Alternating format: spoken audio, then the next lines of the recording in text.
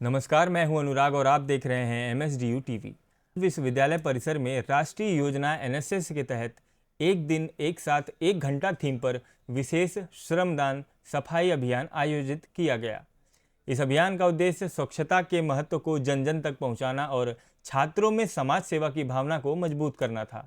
कुलपति संजीव कुमार सर और अन्य कर्मचारियों ने स्वच्छता अभियान के तहत झाड़ू लगाई, कचरा एकत्रित किया और प्लास्टिक मुक्त परिसर बनाने का संकल्प भी लिया। इस दौरान स्वच्छता ही सेवा है का संदेश दिया गया। आइए अपने संवाददाता से जानते हैं कि कुलपति संजीव सर ने क्या कहा। नमस्कार, मेरे हाथ में झाड़ू देख के तो आप समझ ही गए होंगे कि आज हम किस विषय के बारे में बात करने वाले हैं। वैसे तो हमारा ये कैंपस हमेशा ही साफ़ सुथरा रहता है, लेकिन आज हमारे माननीय VC सर खुद साफ सफाई करेंगे। ये उद्देश्य है कि सभी लोग मिलकर के जो कार्यक्रम चलाया गया है, सभी लोग एक साथ एक दिन एक समय में निकाल करके सब लोग सफाई करें। ये अभियान बहुत अच्छा अभियान है। ये हमें प्रेरणा देता है कि सफाई करने की जिम्मेदारी सिर्फ किसी व्यक्ति विशेष की नहीं है, सफाई करने की जिम्मेदारी हम सबकी है। मेरा सभी से अनुरोध है, सबसे पहले अनुरोध है कि हम लोग कम से कम वेस्ट को बाहर निकालें। जितना कम हो सकता है उतनी वेस्ट हम जो है बाहर निकालें। हम अपनी चीज़ों को इस तरह से यूज करें ताकि वो रिसाइकिल हो सकें। और अगर मान के चलिए उसकी वजह से कुछ वेस्ट निकला भी है जो कि कहीं सड़क पर है, घर में है, परिवार में है, मैदान में है, लॉन में है, तो ये हम लोगों की भी जिम्मेदारी बनती है कि अगर मान के चलिए हम उसे उठा सकते हैं तो उठा लीजिए। हम सब लोग इस अभियान का हिस्सा बने, सभी नागरिक इस अभियान का हिस्सा बने। माननीय प्रधानमंत्री जी मोदी जी ने 2 अक्टूबर के दिन से इसकी शुरुआत की थी, स्वच्छता सेवा की शुरुआत की थी।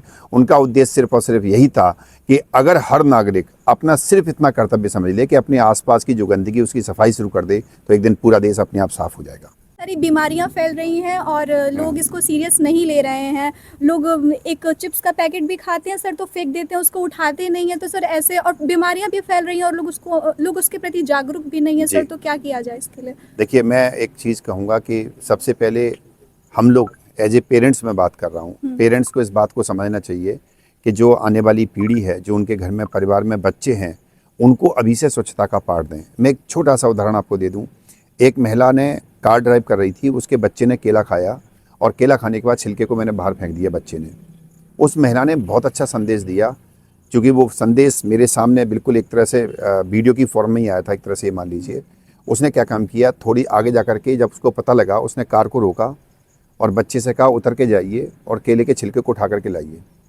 बच्चा उतरा गाड़ी से, केले के छिलकों को उठाया, गाड़ी की तरफ बढ़ा। महिला ने गाड़ी को आगे बढ़ा दिया और कम से कम 1 किलोमीटर दौड़ाया। वो घटना ने उस बच्चे को ये लेसन दे दिया कि मुझको इस तरह का वेस्ट जो है निकाल के सड़क पर नहीं फेंकना है।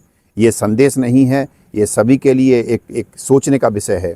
मैंने बहुत सारी ऐसे लोगों को देखा जो महंगी गाड़ियों में बैठ करके जाते हैं, चिप्स खाते हैं और पैकेट को बाहर उछाल दिया।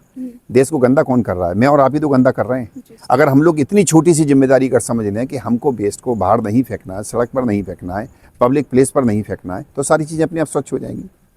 तो मैं चाहता हूं कि सब लोग इस संदेश को स्वीकारें और कोशिश करें। ये तो संभव नहीं है कि बिल्कुल गंदगी नहीं होगी, लेकिन कोशिश करें देश को स्वच्छ रखने की।